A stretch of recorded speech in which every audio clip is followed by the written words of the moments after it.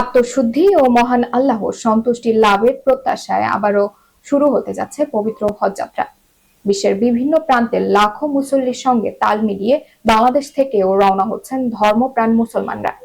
চলিত বছরের হজ ফ্লাইট উদ্বোধন করবেন প্রধানমন্ত্রী তারেক রহমান। ধর্ম মন্ত্রণালয় জানিয়েছে, শুক্রবার দিবাগত রাত 12:30টায় ঢাকা থেকে প্রথম ফ্লাইট ছেড়ে যাবে, যার মধ্য দিয়ে আনুষ্ঠানিকভাবে শুরু হবে এবারের হজ যাত্রা। এদিকে রাজধানীর আশকোন হাজি ক্যাম্পে চলছে শেষ মুহূর্তের প্রস্তুতি ও কর্মব্যস্ততা। বিস্তারিত থাকছে ডেস্ক রিপোর্টে। আত্মশুদ্ধি ও মহান আল্লাহর সন্তুষ্টি লাভের প্রত্যাশায় আবারও শুরু হতে যাচ্ছে পবিত্র হজ যাত্রা। বিশ্বের বিভিন্ন প্রান্তের লাখো মুসল্লির সঙ্গে তাল মিলিয়ে বাংলাদেশ থেকেও রওনা হচ্ছেন ধর্মপ্রাণ মুসলমানরা। চলতি বছরের হজ ফ্লাইট শুক্রবার 17 এপ্রিল উদ্বোধন করবেন প্রধানমন্ত্রী তারেক রহমান। ধর্ম মন্ত্রণালয়ের সূত্রে জানা গেছে, শুক্রবার দিবাগত রাত 12:30টায় প্রথম হজ ফ্লাইট ঢাকা ছাড়বে। এর মধ্য দিয়ে আনুষ্ঠানিকভাবে শুরু হবে এবারের হজ যাত্রা।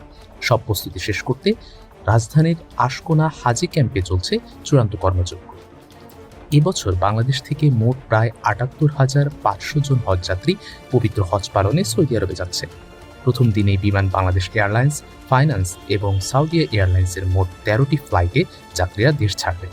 হজযাত্রীদের জন্য এবছরও বিশেষ সুবিধা হিসেবে সৌদি আরব অংশের ইমিগ্রেশন কার্যক্রম বাংলাদেশে সম্পন্ন করা হচ্ছে, যা যাত্রাপথকে আরও সহজ ও স্বাচ্ছন্দ্যময় করবে বলে আশা করা হচ্ছে। এদিকে হজযাত্রীদের চিকিৎসা সেবা নিশ্চিত করতে ইতোমধ্যে 171 সদস্যের একটি মেডিকেল দল সৌদি আরব পৌঁছেছে। আরও 1.5 শতাধিক চিকিৎসাকর্মী পর্যায়ক্রমে সেখানে যোগ দেবেন। সেবাকর্মীদের অনেকে এটিকে সৌভাগ্যের সুযোগ হিসেবে দেখছেন। তবে সৌদি সরকারের নতুন ব্যবস্থাপনায় বিনা, আরাফা ও মুজদালিফায় সেবা সমন্বয় নিয়ে কিছুটা চ্যালেঞ্জের আশঙ্কা করছেন সংশ্লিষ্টরা। হজ এজেন্সি অ্যাসোসিয়েশন অব বাংলাদেশের মহাসচিব ফরিদ আহমেদ মজুমদার বলেন, একাধিক সেবা প্রদানকারী প্রতিষ্ঠানের সঙ্গে সমন্বয় করা এজেন্সিগুলোর জন্য কিছুটা কঠিন হয়ে পড়তে পারে। অন্যদিকে ভিসা প্রক্রিয়া নিয়ে এবছর বড় কোনো জটিলতা নেই বলে জানিয়েছেন লোকমান হোসেন। তিনি বলেন, হজযাত্রীদের ভোগান্তি কমাতে সার্বিক প্রস্তুতি নেওয়া হয়েছে এবং কোনো ধরনের প্রতারণা বা অনিয়ম কঠোরভাবে দমন করা হবে। পবিত্র হজ ইসলাম ধর্মের অন্যতম গুরুত্বপূর্ণ ইবাদত।